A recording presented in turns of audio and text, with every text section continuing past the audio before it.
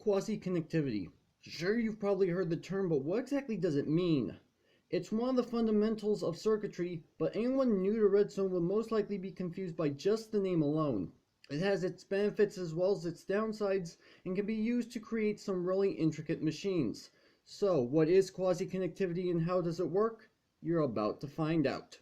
What's up, Agents Zero here, and welcome to Redstone 101.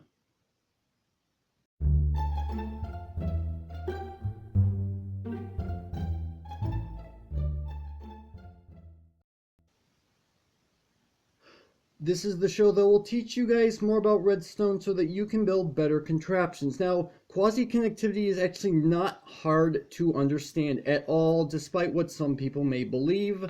And I've got a whole bunch of stuff that I want to show you guys in relation to quasi-connectivity because it's important to understand every aspect of it in order to make sure your machines work.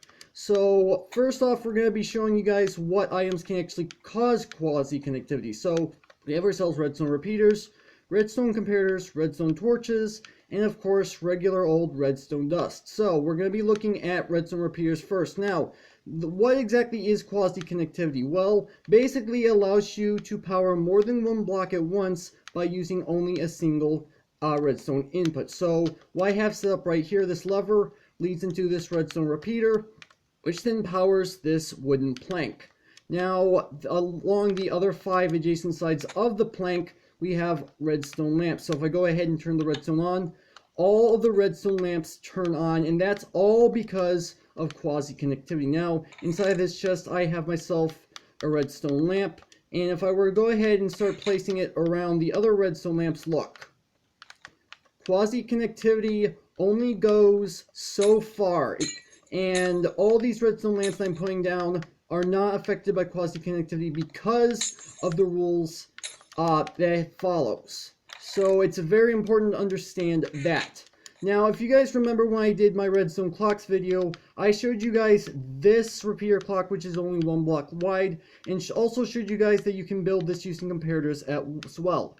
This particular clock design is in fact using quasi-connectivity. This repeater powers this block, which quasi-connectivity powers this redstone dust, and the same on this side. This redstone repeater powers this block, which quasi-connectivity then powers this redstone dust.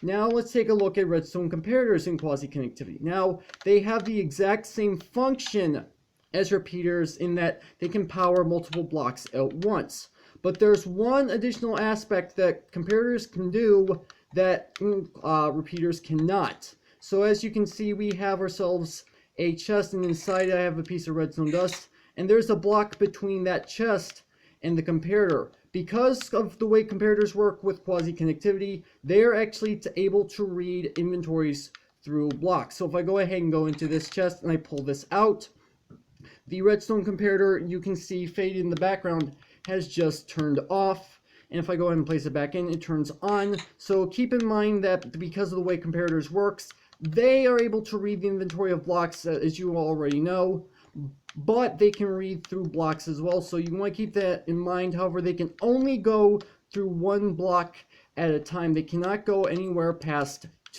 that.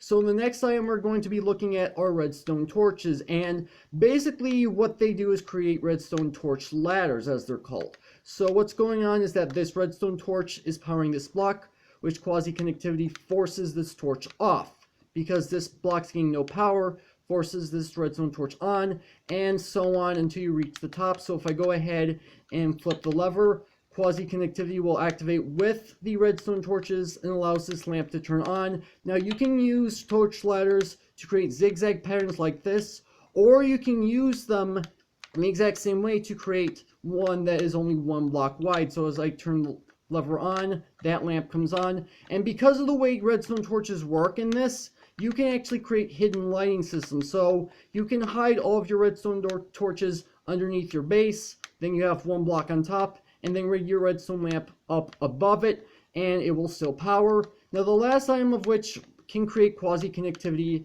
is redstone dust, and redstone dust has certain properties specific to it. So first off, what it can do is it can create quasi-connectivity to this redstone repeater. See, what's going on is that this redstone dust is turning on, which quasi-connectivity puts power into this block, which then causes the repeater to turn on. And you can do the exact same thing with redstone comparators. Now, it will retain the amount of power the redstone dust has when it goes into a comparator, so be mindful of that. Now, it can also use the exact same quasi-connectivity effect to invert torches. As you can see, the redstone is off, so this redstone torch is on. If I go ahead and flick this lever, it inverts the redstone torch. Now, it can also create normal quasi-connectivity by going into a block. If I go ahead and turn this on, it's powering this block, which is powering this lamp. And lastly, you can actually use it to power blocks down below it. So redstone dust right here is then able to power this lamp. Now you can actually use this with other things than just lamps. You can also use iron doors as well. And lastly, we have ourselves this. Redstone dust powers this block, which then powers this repeater and turns on our lamp. Now, let's go ahead and take a look at a practical use for quasi-connectivity. So what we have set up right here is a simple wheat farm, and we have ourselves in the back dispensers with water buckets in them. And we have all of our items flow into these hoppers and into this chest. Now let me go ahead and fly to the back of this thing and show you guys. Just one repeater is enough to power all three of these dispensers. So if I go ahead and come over to this side and I press the button, that one repeater was able to power all three dispensers, which then put out water on all three lanes. And so now water is pushing the items down into the hoppers, which is then falling into the chest. If I go ahead and press this button, quasi-connectivity will act again and will pull the water back completely. So you want to be aware that you can use this to reduce the amount of redstone you're using. On a lot of videos that I've seen, they will alternate redstone repeaters. The next block's over, redstone dust. Next block over, redstone repeaters. You do not have to do that. This is going to save you so much resources and time placing stuff down. So it's very useful for getting more blocks powered at one moment. Now that you understand what quasi-connectivity can do, but you also need to understand what quasi-connectivity cannot do. So the first thing, quasi-connectivity does not act through transparent blocks. So we have ourselves some stairs and our slabs. Stairs and slabs are not complete blocks and therefore are labeled as transparent blocks, and they are unable to send redstone power.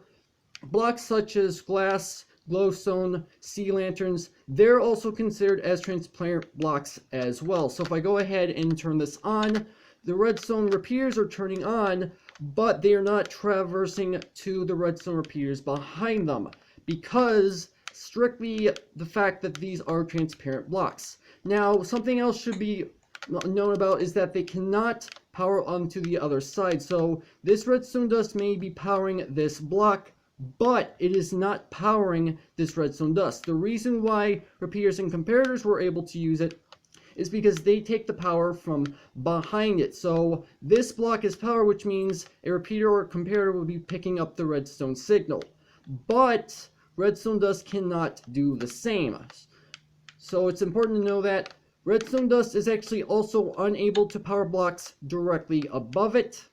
And also redstone repeaters are not able to create power directly below it. The reason why I have this slab here is because if this was a full block, then this redstone dust would be powering the block, powering the lamp.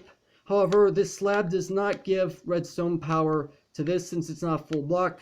And so you can see that because of that, the redstone lamp is getting no power whatsoever.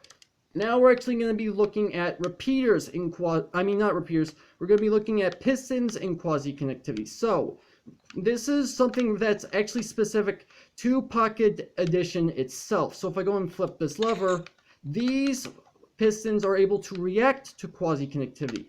However, this piston does not give off quasi-connectivity. So as you can see, these pistons are not powered. Now, as I said, this is specific to Pocket Edition, by itself. Other versions of Minecraft, pistons work just as normal when it comes to quasi-connectivity. And the last item on our list actually deals with hoppers. So what I have set up right here is what's known as a hopper dropper monostable circuit. What it does is it's supposed to give a really short pulse. So basically I send power to this dropper, which then puts an item into this hopper, which then powers the lamp. The hopper then pushes back into the dropper and turns the lamp back off. However, here's where the problem lies. Quasi-connectivity is not only powering the dropper, but it's also powering the hopper. And when a hopper is given power, it locks up, which means no items can flow either in or out. So because this repeater is creating quasi-connectivity, it's actually putting redstone power to the hopper and forcing it to lock. However, this problem can actually easily be fixed by placing a block between your redstone source and the dropper. So if I go ahead and flick this lever now, the lamp only stays on for a short period of time. Now there will be a link down in the description to this world if you guys want to check it out, but be aware I am currently running 0.17, so I cannot promise that it will work in 0.16, but that's actually going to have to do it for this video. Hopefully you guys have enjoyed. If you did, make sure to hit that like button. Want more, then make sure to hit that subscribe button for future content. Also, you can follow me on Twitter at AgentCPU0 to stay updated. This has been Zero Studios. Thank you guys for watching, and with that, I will see you guys later.